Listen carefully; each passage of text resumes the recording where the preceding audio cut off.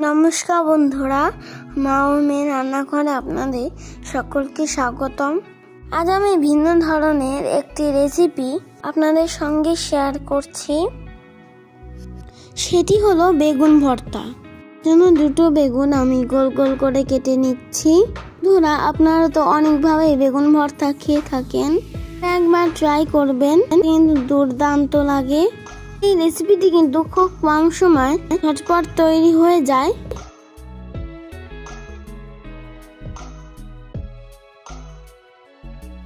এইভাবে সুন্দর করে কেটে নেব, বেশি মোটা করা যাবে না।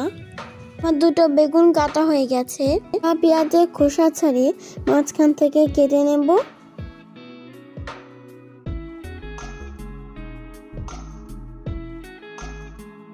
একটা টমেটো নিয়েছি, ওই টমেটোটা মাঝখান থেকে কেটে নেব।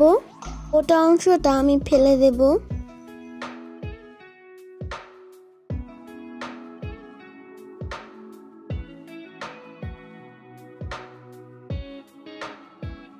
একটা ফ্রাইং প্যানে তেল দিয়ে দেব, বেগুনগুলো সাজিয়ে ভেজে নেব।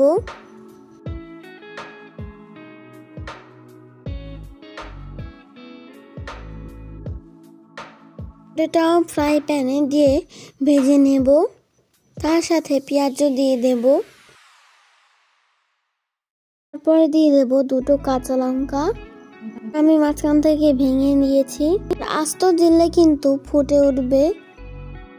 দেব 2 কোয়া রসুন,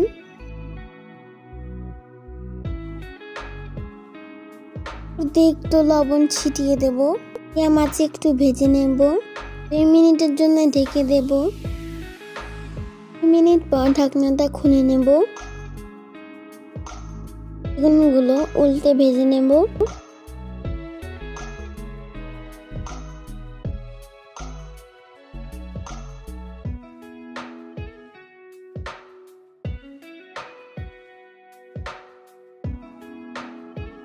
কিছু উল্টে দিয়ে আবার 1 মিনিটের জন্য ঢেকে দেব। 1 মিনিট পর আবার ঢাকনাটা তুলে নিলাম।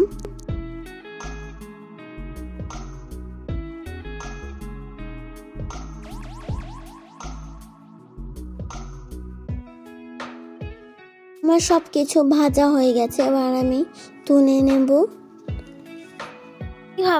কিভাবে বেগুন, পেঁয়াজ, টমেটো, রসুন ও কাঁচা লঙ্কা ভেজে নিয়েছি।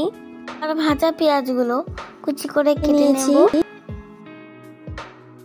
এভাবে পেঁয়াজ ভেজে নিলে বেগুন ভর্তার টেস্টে কিন্তু আরো বেড়ে যায়।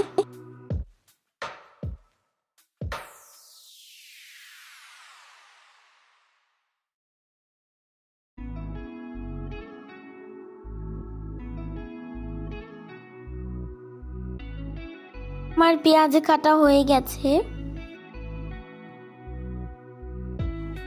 নিয়ে নেব 1 চামচ লবণ, দিয়ে দিলাম 1/2 চামচ চিনি। চিনি দিলে ভর্তা খাওয়ার সময় গলা চুলকাবে না ও কুটকুট করবে না।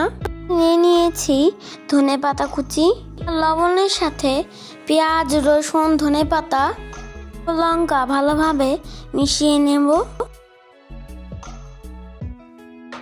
এভাবে আমি সুন্দর করে মাখিয়ে নেব। টমেটোটাও হাত দিয়ে গলিয়ে নেব।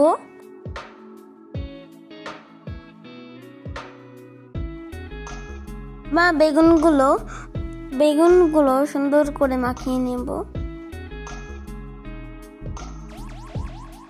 সমস্ত মশলার সাথে বেগুনগুলো মাখিয়ে নেব। রেসিপিটা কিন্তু ভাত, রুটি, পরোটার সাথে কিন্তু দারুণ লাগে।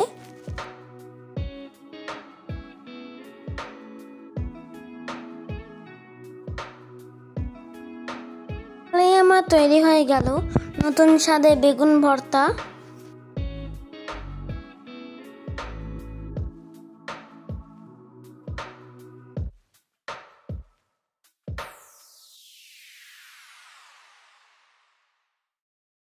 এই রেসিপিটি ভালো লাগলে আপনারা প্লিজ লাইক, শেয়ার ও সাবস্ক্রাইব করে আমাদের পাশে থাকবেন।